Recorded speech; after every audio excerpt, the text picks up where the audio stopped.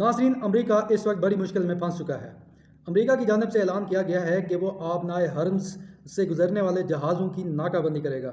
जो भी जहाज़ जिसको ईरान इजाज़त देगा गुजरने की, हम उसकी नाकाबंदी करेंगे। आपको मालूम है कि ये वो कौन से ममालिक हैं जिनको ईरान गुजरने की इजाज़त दे रहा है। वो पाकिस्तान है, वो इंडिया है, वो चाइना है, वो रूस है और वो इराक है। ये 5 ममालिक हैं जिनको इजाज़त दे रहा है ईरान अपनाए हरम से गुजरने की। अब अगर अमेरिका इनमें से किसी मुल्क के जहाज़ को रोकता है, नाकाबंदी करता है, मिसाल के तौर पर इंडिया की करता है, चाइना की करता है, रूस की करता है, उनके जहाज़ को रोकता है, तो आप सोच सकते हैं कि इसके कंसिक्वेंसेस क्या होंगे। ट्रंप को क्या बर्दाश्त करना पड़ेगा? क्या ये ममालिक बर्दाश्त करेंगे? बिल्कुल नहीं करेंगे। बल्कि ट्रंप की कोशिश अब शायद ये है कि पूरी दुनिया ही जंग में दाखिल हो जाए।